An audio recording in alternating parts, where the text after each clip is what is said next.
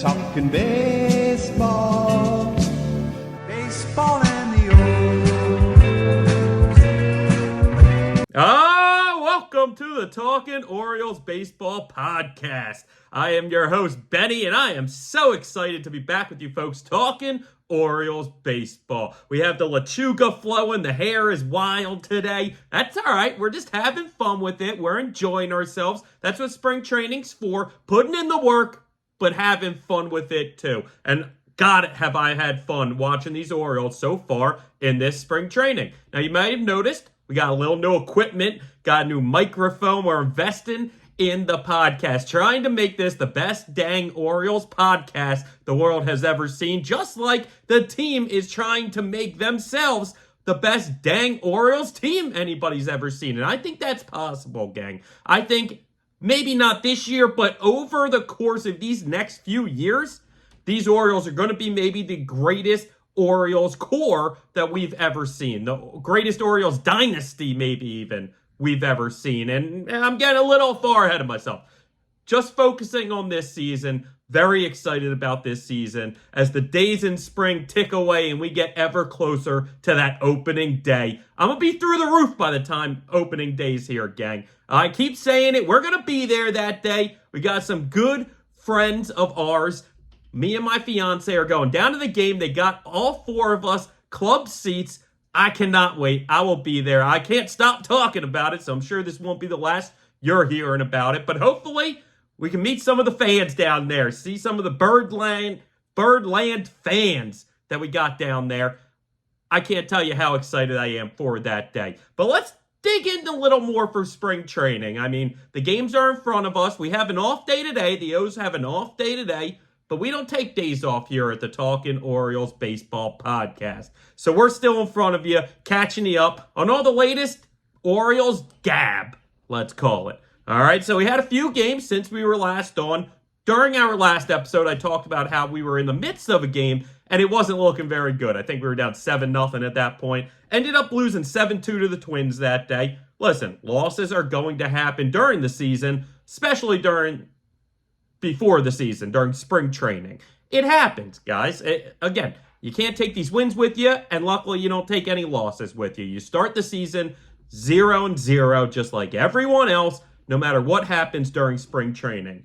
But it's very, very, very encouraging what we've seen so far. They were 9-1 headed into our last episode. Like I said, they took the loss to the Twins that day. Since then, since Monday, they've won 2 straight games against the Phillies and the Pirates, moving the record to 11-2, gang. 11-2. One of those losses was in a split squad game as well. So, just so impressive by these guys. And you're seeing a lot of impressive stuff out here on the field. Now, it's funny because there are a lot of starters who haven't necessarily had great success so far this spring. I know both first basemen aren't necessarily hot. O'Hearn's been all right, but him and Mountcastle, it just hasn't looked great. But listen, you don't need your stars to look great in spring training, okay? You just need to have them get accustomed. They understand what a season is ahead of them. They understand how long of a grind this baseball season is, and you don't want to burn yourself out in spring camp, and it's okay. It's okay to have a small start. I'm not worried about those first basemen. I'm not worried about the prized possession Adley Rutschman, who really has gone hitless, and we'll get to that, but really went hitless since that first at-bat in spring when he went Yahtzee. I mean, that was the start you wanted to see, and since then, I think he was then 1-9 after that at-bat. So, again, you don't want to harp too much, especially these veterans. Not like Adley is a hard veteran, but listen, this is at least his 3rd major league camp, if not 4th. And outside of, I mean, he's played the last year and a half in the majors, okay? So I'm not worried about him. You want to see some younger guys. You want to see some of those role players really getting off to a hot start. That's where you more want to see the hot starts in spring training. And let me tell you, we got a ton of them. We have a ton of them, all right? So even with that 7-2 loss to the Twins, you still saw something cool, which was Kobe Mayo continues to get on. This, not only one of our best prospects, one of our hottest prospects, a guy that every team was asking about in trade talks. I mean, he's truly trying to hit his way onto this ball club, and it may be that way because, again, he got on in that game, and that's going to be a familiar thing as we keep going down these games. Coby Mayo just finds a way to, at the very least, get on base. Like in that game, he didn't even get a hit, but he got a walk, right? And we were talking last episode about the interview he gave during that Yankees game with the broadcast crew. And he was talking about, listen, you just got to work on every piece of your game, the glove, the bat. Everything along those lines is important. And Coby Mayo's been showing that he continues to work and continues to progress, even if maybe he's not getting a hit, right? So then you have, also in that game, the biggest part of that game was the return of Gunnar Henderson. Talked about that a little last episode. But the return of Gunnar after that oblique injury, just seeing him back is everything. It's a huge piece to this Orioles success, obviously. Reigning AL Rookie of the Year last year. Gunnar Henderson is as good of a player as the Orioles have right now on the team. He's one of the best players we've got and a true MVP candidate. So getting him back on that field, even if maybe he's not 100% yet with that oblique, was still a beautiful thing. And he went 1 for 2 in that debut. Okay, so he clearly wasn't hindered too much by that oblique, and that'll show more when we get to that Pirates game, okay? Because then I believe he had the day off against the Phillies. You don't want to push him too early. Again, the oblique might not be 100%. And we don't want a setback. We don't want to make the thing worse. But of course, we want him out there. He's our guy. He's a key piece to all of this. One of the key cogs in the machine is Gunnar Henderson. So getting him out there for his first spring game, even in a loss, that was a great sign. And that's what I'm talking about when I say these spring training games, the results don't necessarily matter. Okay? They do to a degree. But also, it's the process. It's everything. It's the grand scheme of it all, the big picture. And even though we took our second loss of the spring that day, having Gunnar Henderson back in that lineup is a big picture thing that matters way more than a result during spring training against the Minnesota Twins. Because ultimately, nobody's going to remember that. But getting him back out there is everything, okay? So then let's go to that Phillies win. It was 3-2, very close. Both teams scored a run in the ninth. So that just shows you how it was a low-scoring game, okay? I know I saw some of the talks, because if you look at the Orioles lineup that day, it was not a lot of the, quote, starters, okay? Even though some of these guys will definitely wind up starting this season, but might even wind up starting opening day, depending on some things, okay? But when you look at it, there was talk of the Norfolk Tide versus the Philadelphia Phillies. That was kind of the joke in the clubhouse, because you go down the list and you got Holiday, Westberg, Kowser, Heston, Mayo. Like, you got a lot of these young kids that were on the Norfolk Tide last year. So it was kind of funny. And it's also especially great to see them being able to pull out a victory in that game where, again, we might not have had most of our first team guys out there. Okay? It was also beautiful because Jackson Holiday put on an absolute clinic. Now, before I get to Jackson, though, let me just point out the other list of guys that I just said, because they all had a base hit. Westberg 1 for 4. Kowser 2 for 4. Continues being hot this spring. Heston 1 for 3. Mayo 1 for 4. Continues to get on base every single game he's played, I believe, other than that one game against the Yankees. I believe he's gotten on base every time. Okay, so it's beautiful. Beautiful. It's the future in front of our eyes, like we continue to talk about. These are the guys that are going to be dominating for us and winning us games in the future. Not just the long-term future. I mean, like this year future, next year, the year after, this big window we have. These are big guys for. So it's great, even though Kowser was the only one with 2 base hits that day. And again, Mayo might have gone 1 for 4. I'm pretty sure he got on with a walk maybe also that day. Could be wrong. Could be mistaken. Either way, it's great to see them all being able to pick up a base knock in that game when they get the opportunity. Because a Westberg will certainly be on this team to start opening day. Whether he's starting or not, I believe he will be. He'll be on the roster. Colin Cowser is looking like he's going to be on that roster breaking camp for opening day as well. But either way, he will absolutely have a long-term stretch with these Orioles this season, whether it's to break camp or maybe a month in, 2 weeks in. Heston will also be on the team for sure at some point this year, probably for a good stretch of time too, because once he breaks through again, I don't think he's going anywhere. Okay? And Kobe Mayo should, at the very least, once we get to the back half of the regular season and rosters expand, see the major leagues this season. But again, the kid is playing himself potentially onto the major league roster to break camp, which is unfathomable almost coming into this camp.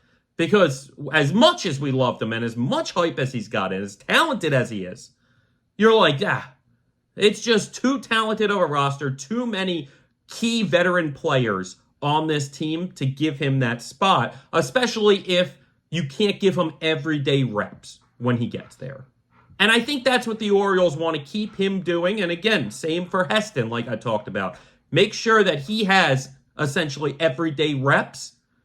And that's why the minor leagues make the most sense for both those guys. Okay, but we started off that talk with Jackson Holliday putting on a show. And this was why I still believe, and I came into this spring training saying it, screaming it, that Jackson Holliday is going to make this team out of camp. Okay? You saw everything. You saw the defense. You saw the speed. You saw the power. He went 3 for 4 at the plate, a single, a double, a triple, and a stolen base on the base paths. All 3 of those hits were hit over 100-mile-an-hour exit velo.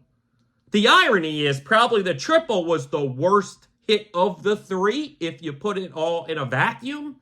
Because the other 2, the single and the double, were ropes. Absolute frozen ropes off the bat. The triple wound up being about a 400-foot hitting off the center field wall that's listed at 405. So what do you get, 403? And that's impressive. But it kind of hung up there. The outfielder for the Phillies kind of didn't play it great. Maybe he got lost in the breeze down in Florida. Maybe he got lost in the sun down in Florida. That tends to happen in these spring training games. They always talk about the sky just kind of being endless. It's like this different phenomenon when the fly balls go up in the sky, especially in Florida, but really in both spring training destinations, them and Arizona. The sky just, it has this effect where you kind of lose the ball. Okay, you get those big white fluffy clouds more. I get it. Maybe that's what happened because it didn't look like he had a great read on it. But either way, over 100-mile-an-hour exit velo, over 400 feet, dead center, absolutely dead center. Okay, so, and he winds up getting a triple out of it. Pretty easily, too. So it's impressive. This kid is a specimen. This kid is special. And that's why he's the number 1 prospect in baseball. I'm not saying anything that should take you by surprise. He's the number 1 prospect in baseball. Coming out of high school, he literally had bat speeds that were at least major league average, if not above average in the major leagues. And this is coming out of high school. It's a year and a half ago. This is a grown man. If you look at his face, you go, he's a 12-year-old. Hey, truly. He is so young looking, it's scary. It makes me feel incredibly old because the kid looks like he's 12 years old out there. Until you see his traps and his chest and his forearms and his hands. He's a grown man at 20 years old. Truly. And that's why he's the number 1 prospect in baseball. That's why I'm screaming to people that not only is he a lock for AL Rookie of the Year, but he's potentially going to have a Corbin Carroll type effect and get himself in that MVP conversation, if nothing more, around the All-Star break in that first half of the season. Because he's never played this many games. Oftentimes, and you look back to Corbin Carroll last year, oftentimes these younger players, even no matter how talented and great and in shape they are, they're not used to playing 162 game schedules. So once you get to that 130, 140, 150, like Your body is not sure how to handle. You're not sure how to handle this. No matter how many veterans and great training staffs you have, no matter how much your dad was a professional major leaguer like Jackson Holliday, you have to learn yourself how your body reacts to that and how you're able to adjust off of that. Okay, so the idea that maybe he slows down later in the year and he's not really an MVP candidate when it's all said and done, it's not crazy. But people are going to look at me like I'm crazy for saying he could start the year that way. He could have a first half of the year, an MVP quality first half of the year. And that's not insane.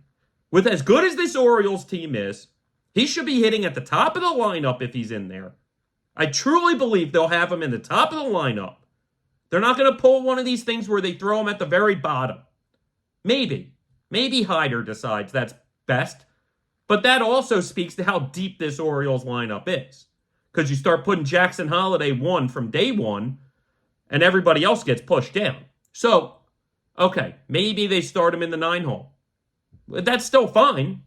Because once the game gets going, you're essentially another leadoff hitter at that point. And I love doing that type of stuff in major league lineups.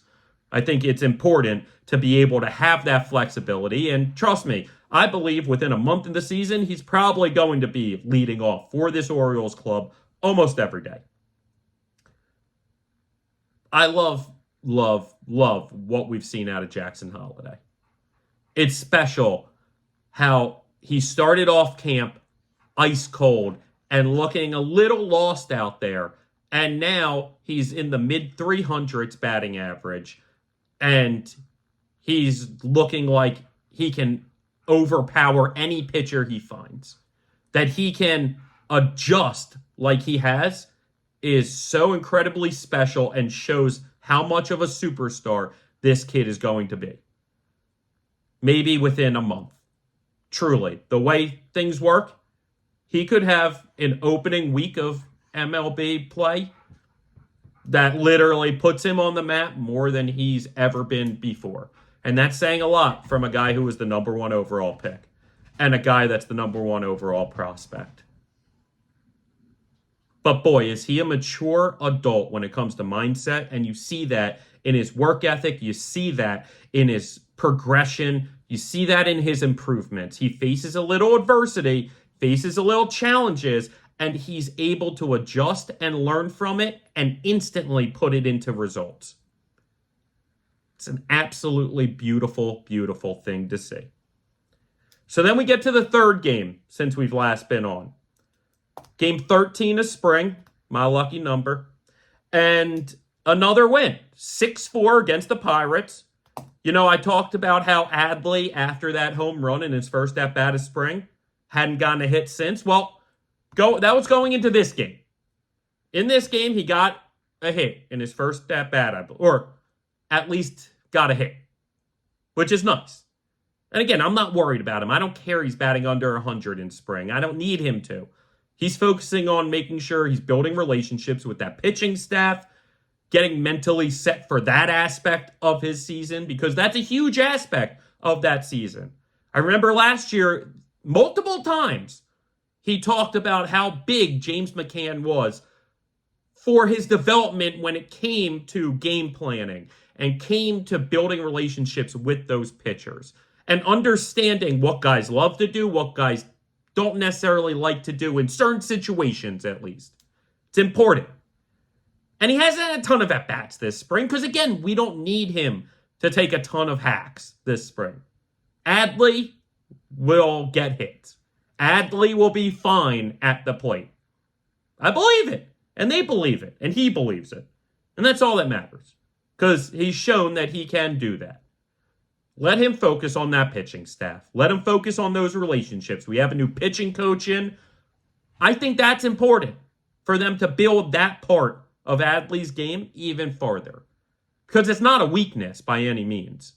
But it's something that can be improved on. And if nothing more, every single year has to be built.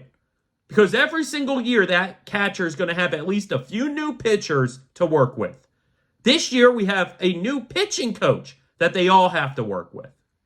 It's important to put in the time on that side of the ball for a guy like Adley Rutschman. And clearly, he's going to be fine. Goes a couple at-bats, eight at-bats without a hit, boom, gets another hit. No big deal. So that was the first thing. Then we saw, again, we talked about some of these veterans getting off the slow starts. And while that's okay, you still would like to see some success at some point before going into Baltimore at the end of the month. Once you leave Florida, the games count, right? So, seeing in that game Santander not only getting a hit, but a home run, great. Love seeing it. In fact, people talked about how in that game they noticed he was doing something different, slightly at least, with his stance. Sometimes that's important. You have to do that, not just during spring training, but throughout the season. When you're not getting results and you identify why you're not getting the results, you then take the steps to improve and fix those problems. And that looks like what he's doing. Looks like what they've worked with him doing. So Anthony Santander getting back over the hump, getting not only another base hit, but this time a home run. Love seeing it. Because Tony Taters is a huge factor to this team being successful. Listen, I'm going to say that about almost every single guy we talk about. Outside of the very, very fringe guys. And again, even some of them, I can make the case that they're some of the most important X factors on this team. But Tony Taters is a very interesting name to watch this season. Because a lot of people think he's reached his ceiling. I'm not one of those people. I think Tony Taters has at least another level to get to. And that doesn't necessarily make him the elite slugger, the Yordan Alvarez type. But I think that next level can take him to being more consistent. Because Tony Taters can run very hot and very cold. And when he's hot, he is hot. He'll hit anything. Vlad Guerrero style. Doesn't matter where this ball is. He'll pop it. And when he's cold, you can put that thing on a tee and he might whiff. Right? So, Tony Taters being more consistent, to me, is him taking that next level. I don't need him to show me any more skills other than consistency. So hopefully, the new stance can take him to that level. And frankly, the man's playing for a contract because he's in his last year. He's expressed interest in staying with the Orioles. I could see it. I could see them finding a middle ground and working out a deal with Tony Taters at the end of the season. But I also could see the reality where either he leaves free agency or we find a trade option at some point this season. Remember, I was talking about the Mike Trout trade last time. And I was saying how, to me, it starts with one of those three starting outfielders that we have in Mullins, Hayes, and Santander. Because they're all coming up on contract. Santander, most notably, first.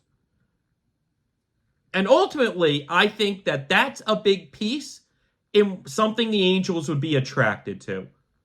Because none of those three guys are very old. They're veteran age, but they're not at the back end of their major league career. It's a guy that you can sign 3, 4, 5 years and be comfortable with that investment and believe that he's going to be a centerpiece for your team. And all three of those guys could be that. Not only for us, clearly, because they have been over the past few years, but moving forward. And they could be that for us moving forward or somebody else, like the Anaheim Angels. And that's why I believe Tony Taters being consistent will keep him on this roster. If we see the same Tony Taters as even last year, he's a name that I believe they could potentially move at some point. I hope not. I love Tony Taters. Awesome nickname. How could you not like the nickname Tony Taters? I love it. But I also love his play when he's consistent, when he's on. Hopefully we see more of that consistency this year than we did last year. All I'm saying. Also got hits that game. Ryan Mountcastle, Mountie, another guy that when he's hot, he is hot. Oh, and he can be a bit streaky and get cold. I love the platoon with him and O'Hearn. And O'Hearn's had an okay camp. O'Hearn's batting somewhere in the mid-200s, which is fine. They will each show power. They're each going to offer something similar and at the same time, at least from the other side of the plate. Maybe not completely different, but maybe mirroring somewhat each other? I don't know. Either way, I love that platoon setup between those two, and there's going to be plenty of days with both of them in that lineup. I promise you that. Between O'Hearn being able to play in right field and maybe even left field, and both of them having days DHing. I believe there will be plenty of days where we see both them in the lineup, and for good reason. And that would be a good thing. Because if they're both in the lineup, that means that they're both producing to a value that we can't take both of them out of the lineup. There can't be a day where at least we don't have one, if not both, in that lineup. So that's big. Kobe Mayo, another guy, gets a hit. Another hit from Kobe Mayo. And then the two other guys I want to highlight first, before we continue on in this game, is Ramon Urias and Jorge Mateo. We've talked in length about those two being reserve infielders for this team. And both of them stay hot. Both of them know, just like the guys in the outfield, there's guys hot on their tails. Now, neither of these guys have a starting spot, most likely, coming into the year. But all it takes is one injury, and one, if not both of them, are in starting spots. Either way, hopefully it doesn't happen. Hopefully there aren't injuries that open up that playing time. But either way, both these guys are going to get playing time. And they're huge factors in the Orioles' success throughout the season and even into the postseason. We've talked in length about Jorge Mateo and his potential X factor to this Orioles club. Again, that utility role, being able to move to center field, potentially even getting that expanded throughout the season when injuries happen and they need availability from guys to be able to move over.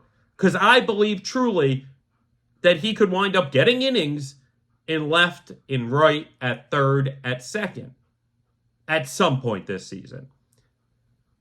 You call me crazy now because the Orioles haven't said it, but trust me, it's possible. I love Jorge Mateo, and I love what he brings to the table. So he stays hot. But Ramon Urias, again, was one of the, maybe the most clutch Oriole, statistically, last season at the plate. And he provides a Gold Glove defense at not only third, but second.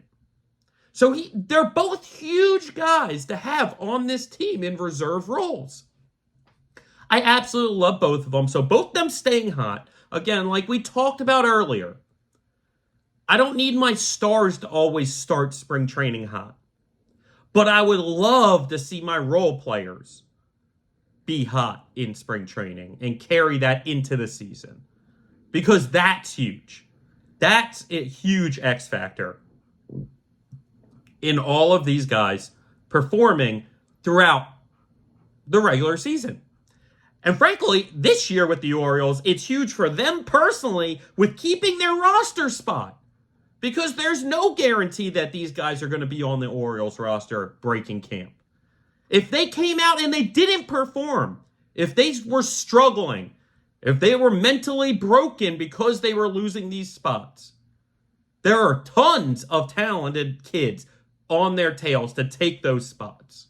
And they know that. And I think that's why they're doing so well, because they're not broken.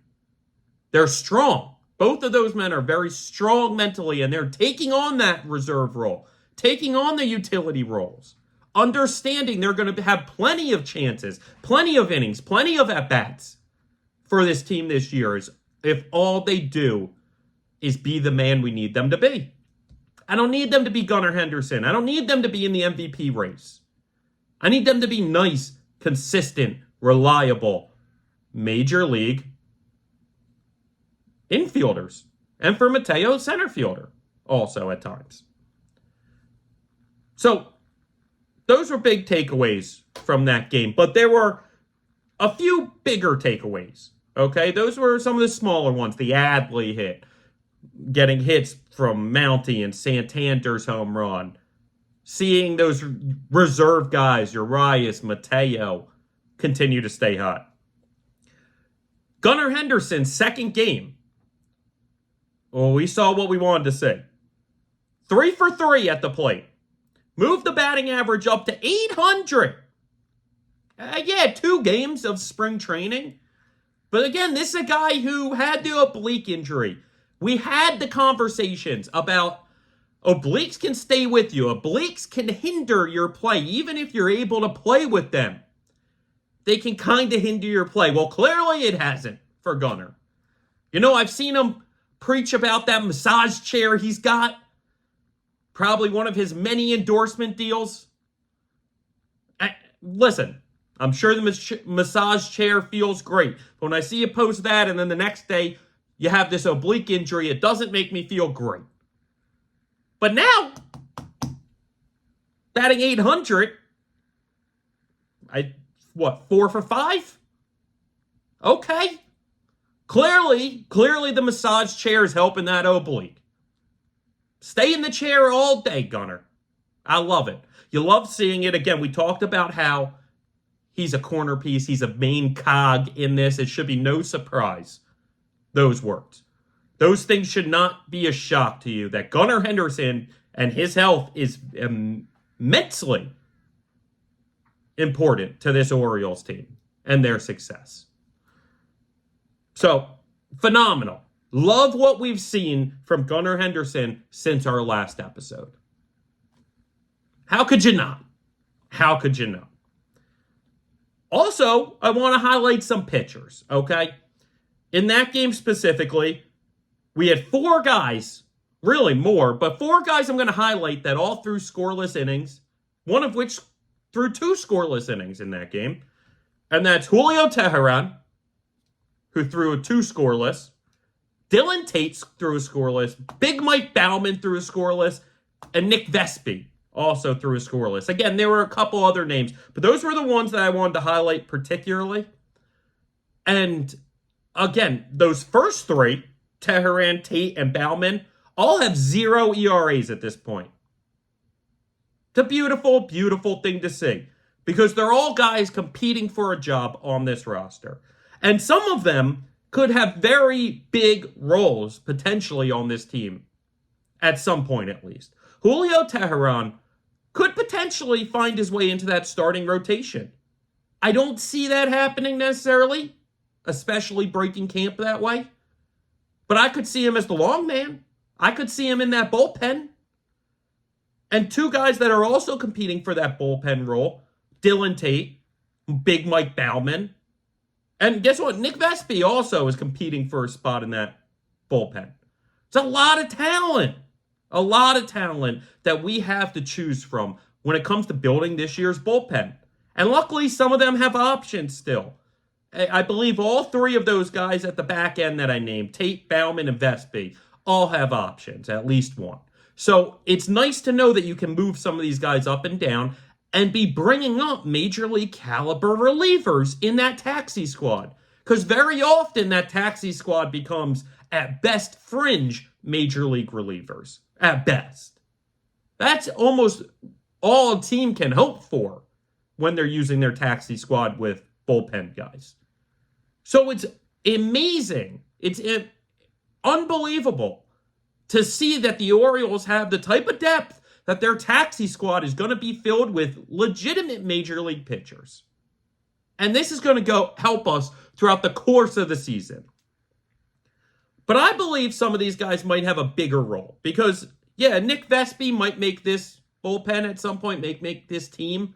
Will throw some innings for us, but it's probably going to be one of the lower guys in that bullpen. Again, taxi squads, these guys threw too much that day. We need an extra pitcher or 2. We need to bring up Nick Vespi to bridge a gap for 2 days.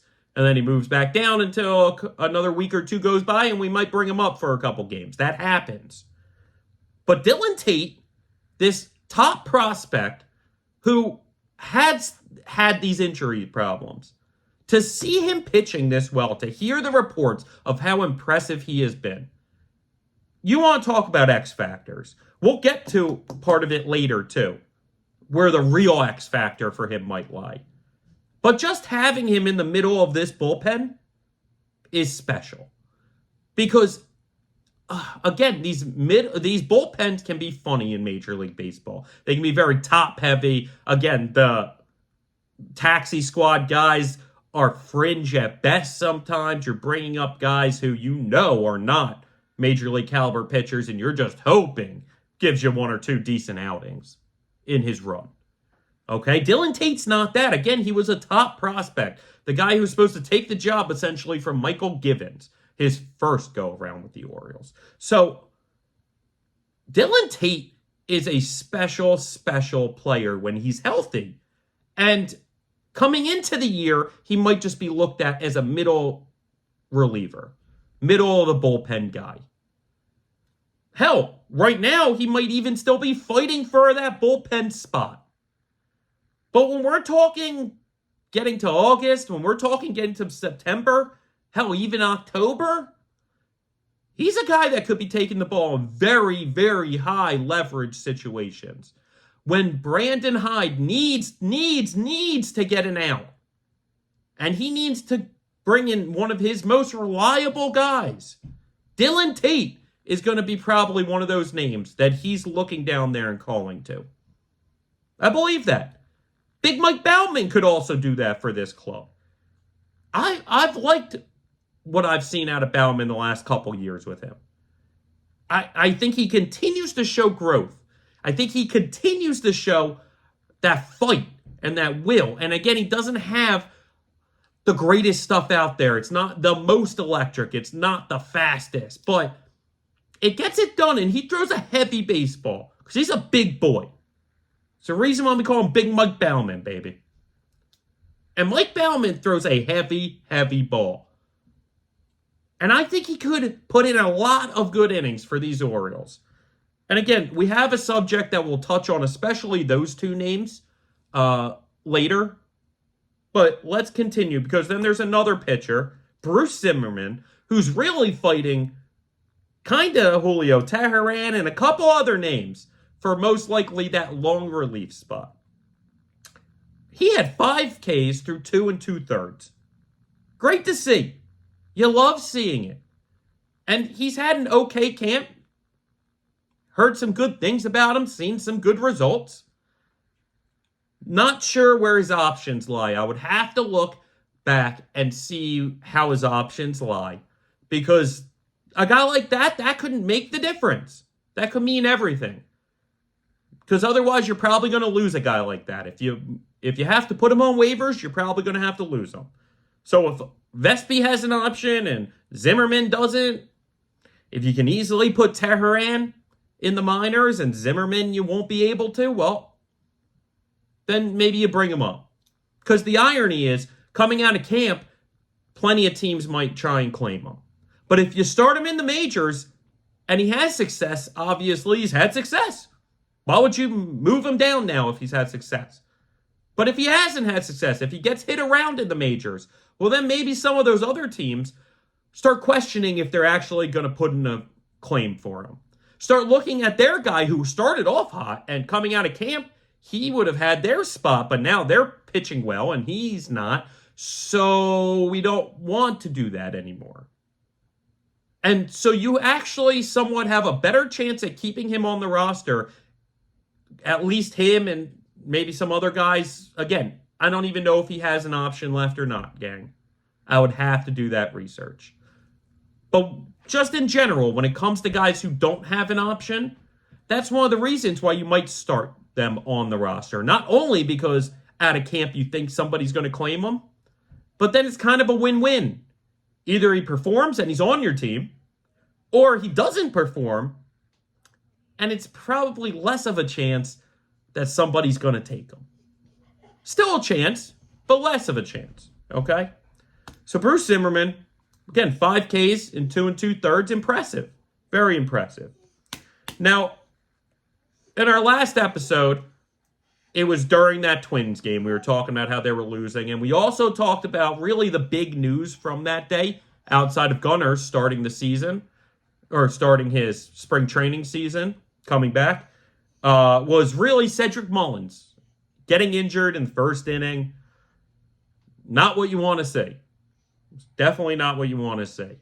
Luckily, it seems like it's good news on the injury front. It was like a pulled hammy. And again, those, just like the oblique, can be very tough. Hamstrings and obliques are prime muscles in baseball. So that's the type of thing that can linger. That's the type of thing that can be tough for a guy to play with, play through. And again, I believe Mullins has had some past injuries with his hamstrings. So it's not a good sign. It was very scary. But it never really seemed to be too much of a scare for the Orioles, for Brandon Hyde, for Mike Elias. Because even that day, we heard about it was just purely precautionary. We have no worries about it. In fact, they were talking, they didn't even think they were going to get it scanned. They were like, nah, it's just fine. Well, clearly that changed, and they decided they needed to get it scanned. And I'm glad. I want you to scan. I want you to see if something's really wrong with it. I don't want you to just go with the gut. I want you to look at it. And luckily, everything came back great. He's day-to-day right now. He's very confident that he should be back playing games by next week, long before that opening day. So hopefully, when he comes back to play, the thing is holding up good, isn't giving him a bother. In fact, it might be just gone by then. He said it was mostly just soreness. Felt kind of like a cramp more than a pull. And now it's just kind of been sore. So you know he's getting massages on it. You know he's getting work on it. You know this training staff is focusing on it. Because really, outside of the Bradish and Means problems, this is our biggest injury concern at the moment. So you know that they're making a primary focus to get him back out on the field. And everything I hear, all reports from him, all reports from the Orioles, are that he's fine. And that everything's going to be good. And he'll be back playing games most likely next week, which is good. And it's mostly good because of what I'm about to say, which is cuts are coming. First cuts are coming. You know, obviously you start camp with a lot of guys, a lot of non-roster invitees, getting some of these prospects, you know, just getting a look at them, and letting them get a feel for big league camp, because you think in the future that they're going to be a key aspect of all of this and that they're going to be there. But cuts are coming. From the reports I see, most likely it'll happen after Sunday, so anticipate them Monday.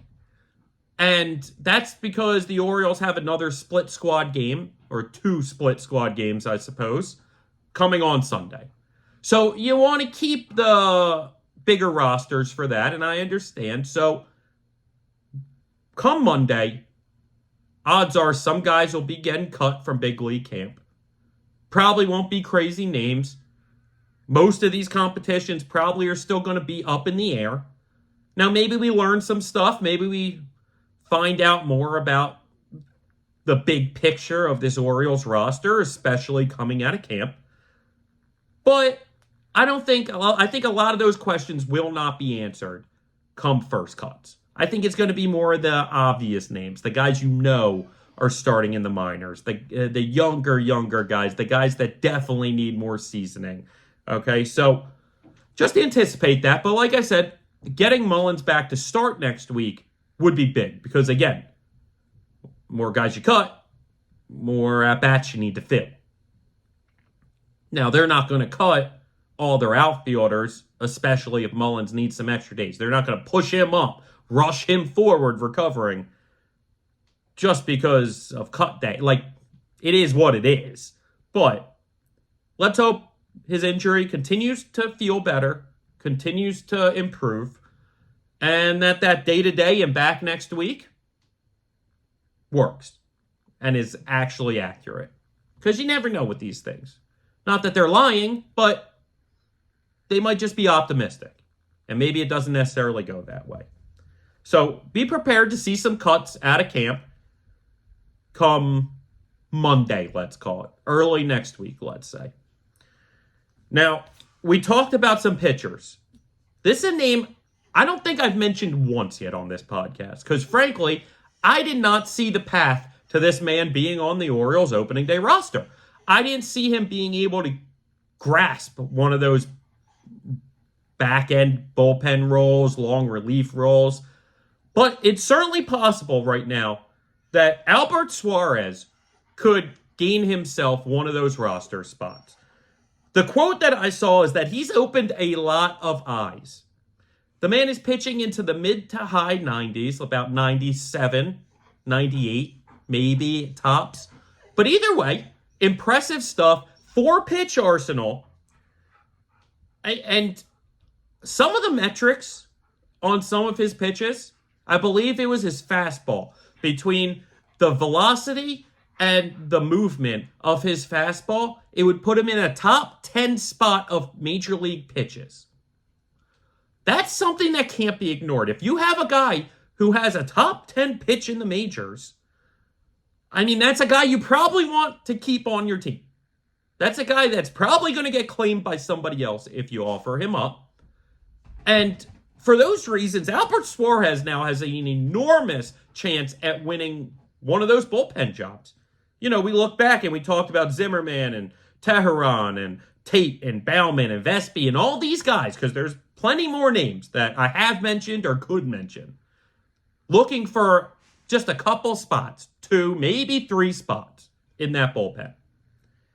Well, Albert Suarez, if he keeps this up, could absolutely do that. Let me read this line from you from one of these previous games. I forget if it was the Phillies or the Pirates. I want to say it was in the Phillies game. Yes. From the Phillies game. He had 3 innings pitched, only gave up 2 hits, no walks, 7 strikeouts. 7 of his 9 outs were Ks. He had a 52% overall whiff rate and a 50% whiff rate on his 4-seam fastball. That's the pitch, I believe, that would be graded as a top 10 pitch in the majors last season, if he's able to keep the velocity and the movement similar. Does that sound like something you'd be interested in? I know it is for me. Now, sure, you could look at it and be like, oh, well, you know, the Phillies definitely had a few starters playing, but overall, there were plenty of guys that probably he faced that aren't real starters for the Phillies. But it doesn't matter. There's still major league prospects. There's still a major league camp. So it's very impressive because there were some starters that he had to get through. I promise you that.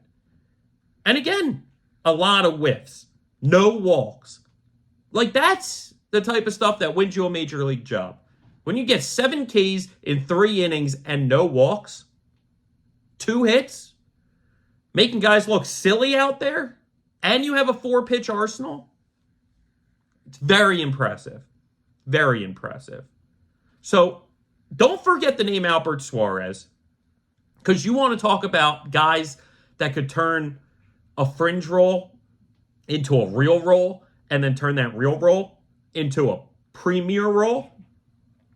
Albert Suarez could do that. And it's kind of crazy because he has a small major league sample size. I think he's pitched about 5 seasons or so in the majors, but I don't think he's pitched more than 18 innings, 16, 18 innings, something like that, in any of those seasons. He's bounced around on a few clubs. Again, very small sample size. The guy's pitched in Korea at least the past year, if not past few years. But what's funny is sometimes those guys go out to Korea, they go out to Japan, and they come back while their age says they're way past their prime. What you're seeing on the field is beyond their prime, is prime of the prime, is as good as it gets. And stupidly, I say stuff like this all the time, and you'll hear me continue to say stuff like this.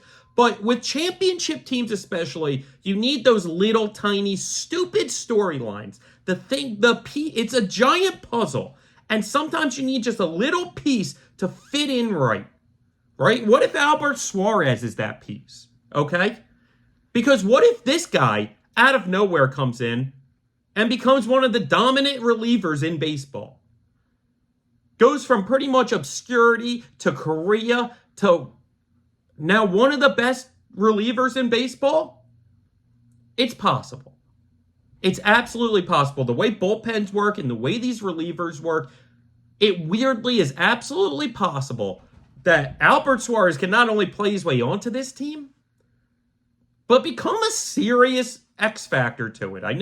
I know everybody's an X factor if you listen to me. Everybody's an X factor. Well, at this point in camp, they could be. That's the beautiful thing about spring training. Anyone could be anything. Truly. Anyone could be an all-star. Anyone could be the X factor to this team. So you love seeing certain guys pop up. And it's an embarrassment of riches. We talked about that last episode. Just an absolute embarrassment of riches. And the back end of the bullpen for these Orioles is a perfect example of looking at that. Because again, we might have 1, 2, maybe 3 spots to fill at the back end of that bullpen.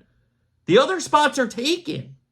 You're not going to leave off Danny Colomé. You're not going to leave off CNL Perez. You're not going to leave off some of these other guys. Yennier Cano.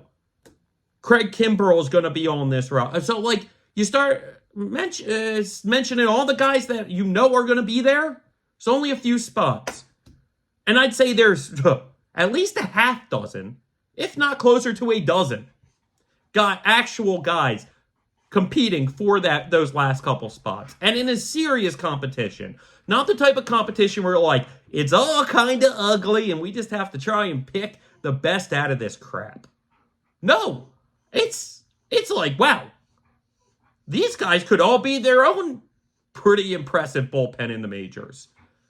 And we're just trying to piece together the right ones in the back end to fill out one of the best bullpens in baseball. And then beyond that, we also then, again, have the guys with options that throughout the year, when somebody hits the IL, can come up and continue to pitch like one of the best bullpens in baseball. Not miss a beat. It's a factory. And throughout this whole Orioles rebuild, obviously the biggest names have been offensive. But it's stuff like the bullpen talent that gets overlooked and barely talked about, but is one of the most impressive parts of this rebuild. For a couple years now, the Orioles bullpen has been incredibly deep and incredibly talented. And performed, if not the best, one of the best bullpens over that span of time. And there's no reason to think it's stopping now, because the talent is even deeper than it has been the past couple years. So, even without Felix Bautista, who obviously is one of the best closers in baseball, perhaps the best closer in baseball, perhaps the best reliever in baseball, even with his absence, this can be, if not a top 5, potentially a top 1 bullpen in baseball. Because of names that we're talking about right now. And I'd love to see Albert Suarez make this team, and I'd love to see him come out hot, even if it's not one of the best relievers in baseball hot. If that pitch is working, and he can just pitch to a high 2 ERA, a 2.8 ERA, a 3.1 ERA, think about the success that would come off of that. Because that's positive stuff. And there's a chance that's what he could provide. Next, I want to keep it in the bullpen, okay? So, this is a topic that I've touched on throughout these few episodes, okay? I've kind of thrown out there and then backtracked on it a lot because I don't want you thinking I'm not excited about this player. I don't want you thinking that I don't see the potential in him. I don't see the value in him on this team, because I do.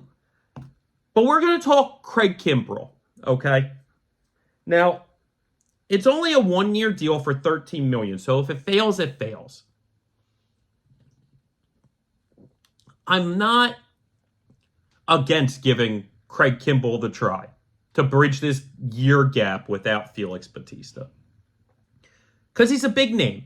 He's a major league veteran. He brings a lot to a bullpen and a clubhouse. Teaching guys how to be professionals to another degree. Being more business-like, and we talked about that on a previous episode. But being more business-like, that's one of the reasons why you bring in Craig Kimbrel.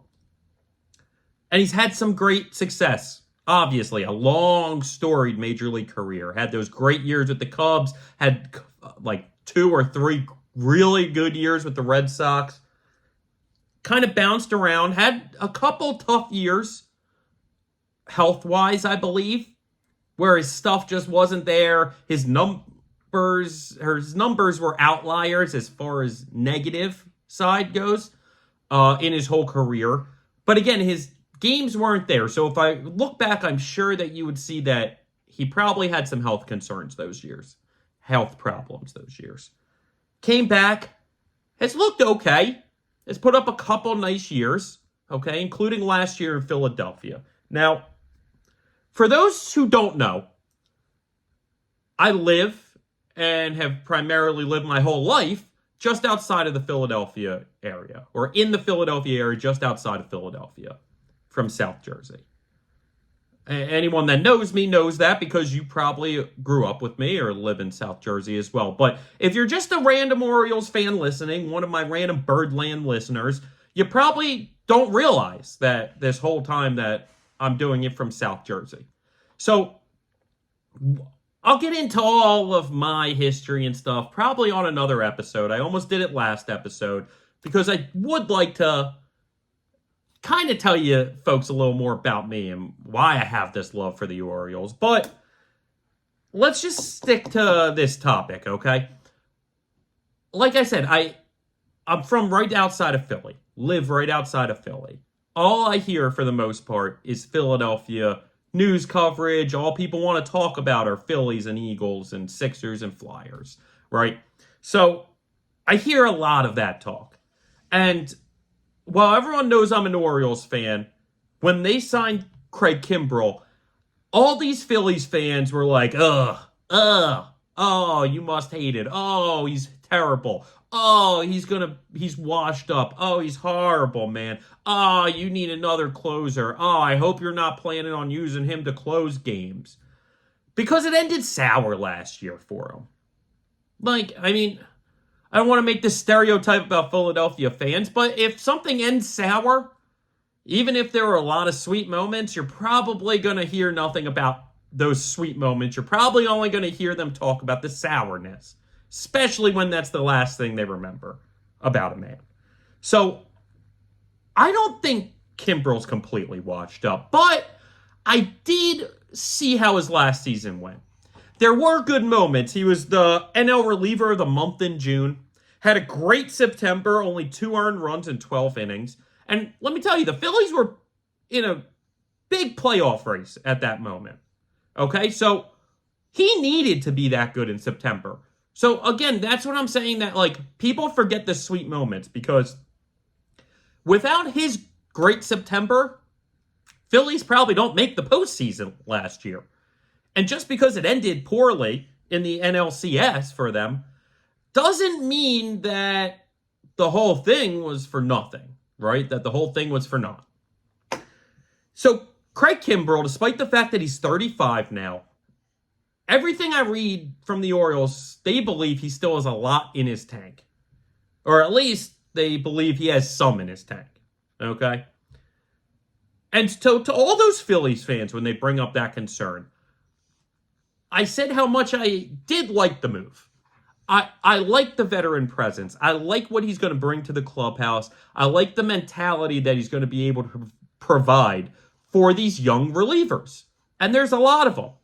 So, listen, relievers can be a little goofy, can be a little oddballish. That just tends to be the type of person that flourishes in bullpens, right?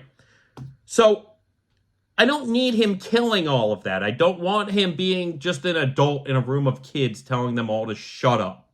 I don't need that.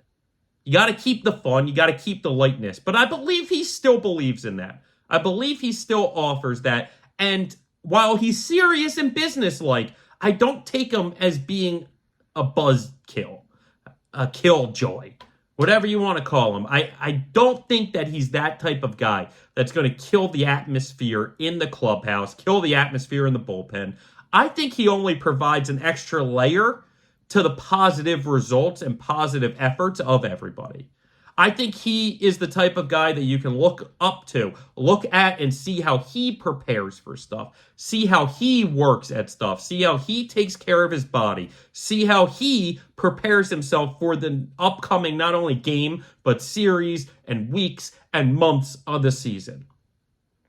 So Craig Kimbrel to me is a guy, again, I've told you this in maybe episode 1, maybe episode 2. I'm a big gambler, and you'll hear some of that. So I believe that there's value on Craig Kimbrel to lead the majors in saves.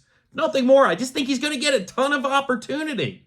I really do, just because this offense and this team and the starting pitchers are going to be so good, and the middle relievers are going to be so good, and the setup men are going to be so good. I believe all of that is elite. So I think he can have a lot of success.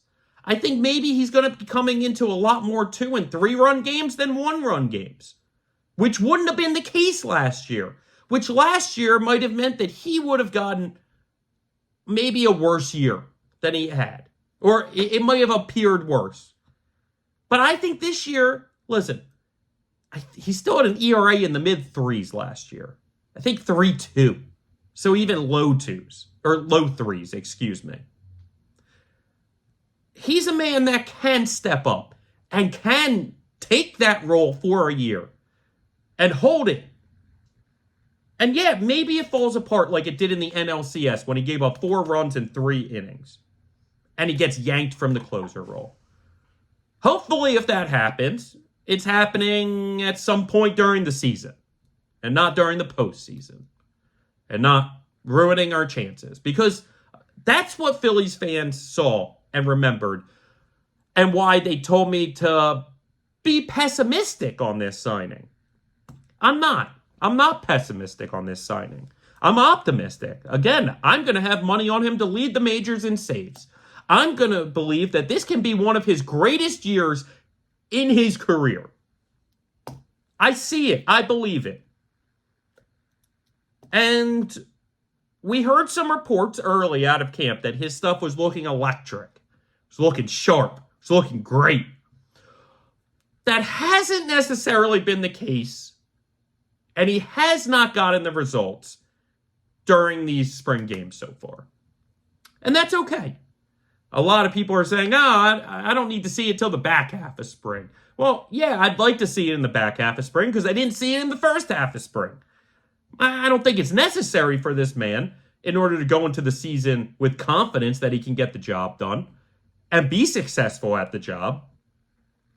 But I also think that it's a caution sign. It's a caution sign because it didn't end well last year. And there were moments in last season that it looked like it was falling off before maybe he regained it in June and in September.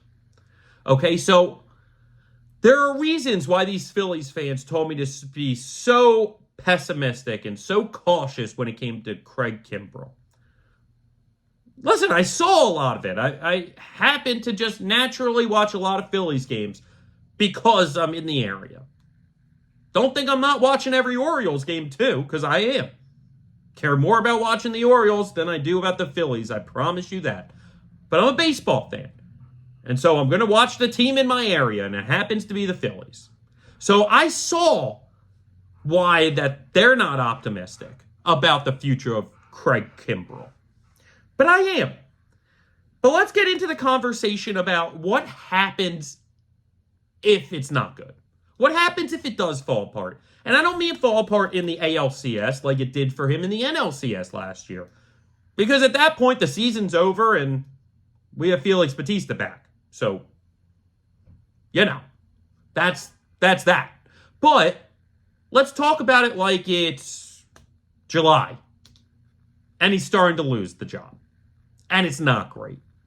And he's not terrible. He might not have an ERA of 22 like he does right now, but let's just say he has an ERA of 4.5. And he's blowing a save 1 every 3 or 4 opportunities, which is not what you can have. Can't have it. Especially on a team this good, this talented. You can't have it. Then you start looking at other options. So what would that option be, right? Well, just off of last year, you have to say Yennier Cano's name is in that conversation. The man had a great year last year, historic start where nobody could even hit him, let alone put runs up on him. He's a name that obviously would be at the top to replace Kimbrel. But I don't know if I trust his mental in the ninth, and that's not against Yennier Cano. I just would need to be able to see it, because when they tried that last year, it didn't necessarily seem to click. Now, maybe it does this year. Maybe he came in with the mentality that he should be that ninth inning guy, and I'm going to show you why I should be. So if and when Kimbrel fails, I'm here, and I'm showing you why I deserve it. That's certainly possible. I could see it.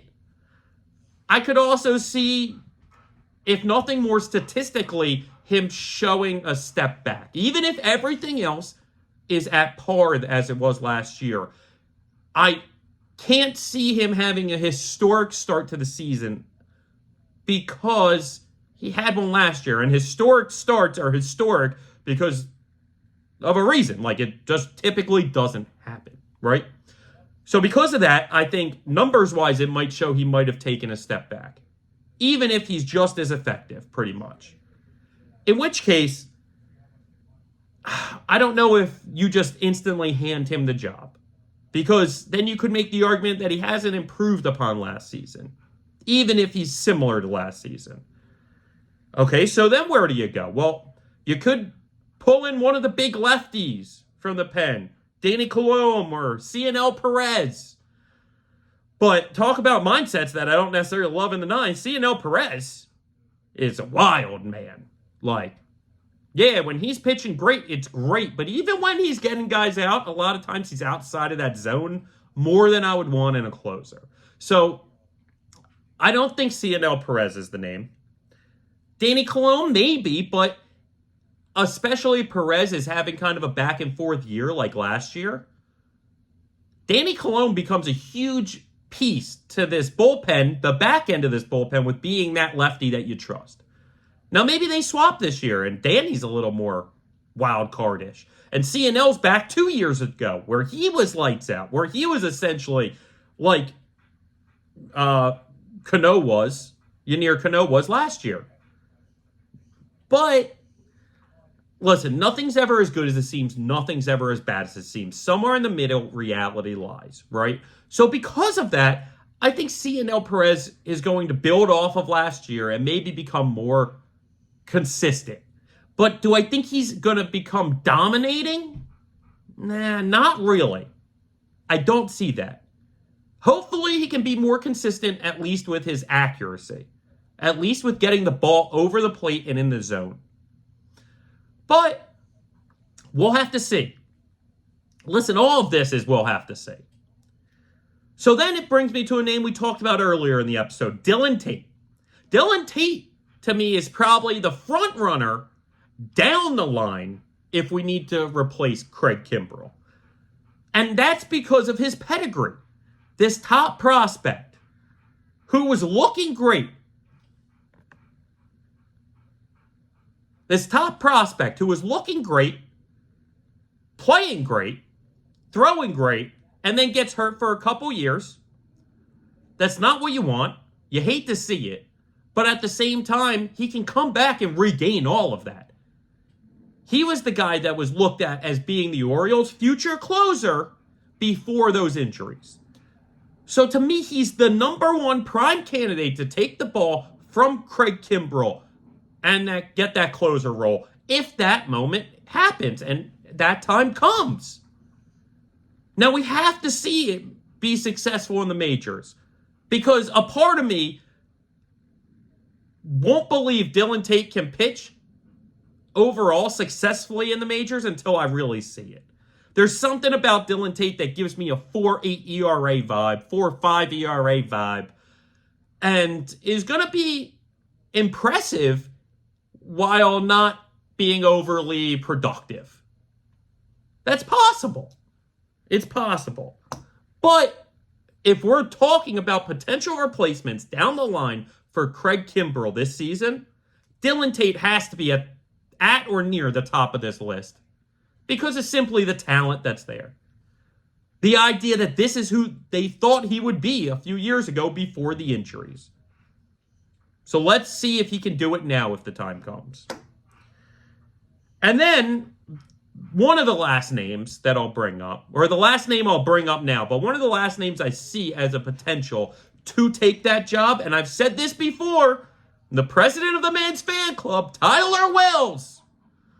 I know we talked last episode about Tyler Wells being a starter, if training his body, training this offseason to be a starter, thinking of himself as that starter, wanting to be that starter. And I believe in him. I believe it's possible. I absolutely think he can accomplish being one of the Orioles' 5 starters throughout this entire season. But I also saw what happened last year, despite how good he was in the first 2 months, leading the league in WHIP. An opponent batting average of, I believe, it was definitely under 200, potentially even under 100, I forget. I would have to look back at my notes from last episode. But ultimately, Tyler Wells is so big and physical and a specimen. Throws hard. I think he has all of the makings to wind up being this team's closer if they need him to. And again, it could be something as silly as him being successful as a starter, him showing them that he can be this starter, and them struggling to find this name to be this closer. Let's say Kimbrel's not working out in June, July. Okay, well, we replace him with Tate, who's not working out. Well, then we replace him with Cano, who's not working out. And then it can be one of these things where they decide not to trade for a closer. They decide not to bring in a closer from the outside. And yet, they have to have somebody in this closer role. And who do they decide? Well, Tyler Wells has pitched amazing this year. I know it's been as a starter, but he's been amazing. And his first time through the lineup, he's been unhittable. We'd rather have him as a closer than a number 4 pitcher in our starting rotation.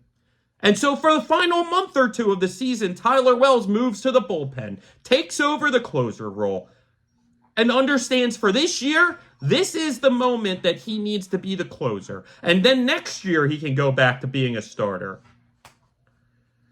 So I think Tyler Wells is the name that I believe would handle the job maybe best out of any of these guys.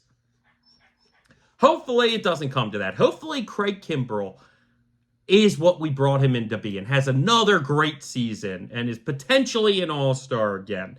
And has these moments successfully in the postseason and is the guy on the mound closing out the clinching game of the World Series for the Baltimore Orioles. I hope that's the case. But if it's not, I believe we have options. And we've talked about the back and middle half of the bullpen and how much talent there is, and that helps because if one of these guys that you're counting on him being the middle reliever, being the back-end reliever for you, needs to step up and be the closer, well then, his spot needs to be filled. And luckily for the Orioles, we have the talent to move these guys up and take those roles on. I believe successfully. Time will tell. Season's still a few weeks out. 21 days. Nick Markakis Day. Some would say Austin Hayes Day. Oh, some would say Jimmy Key Day, even though that was for like 1, maybe 2 seasons. And you'll see a Jimmy Key jersey at some point on me because I have a game-worn Jimmy Key spring training jersey from his one season with the Baltimore Orioles. I got it. And this back in the day when I think they only made the player 1 spring training jersey. He didn't have one every 3 days because there was 1. So I got it.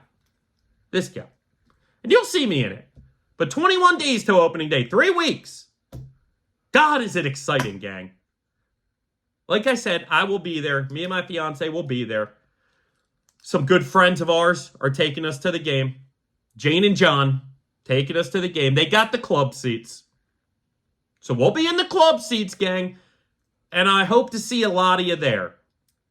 But I'm telling you, as the days progress, as these days tick by, I grow ever and ever more excited for this Orioles opening day. Because I think this is the special year. I think this is the season we all break through. I really do. I believe it. And everything in me, gang. So with that, we're going to wrap up this episode 5. It's been a good one. We touched on a lot of things. We saw a lot of good things from these guys. Love seeing what we're seeing out of Jackson Holiday.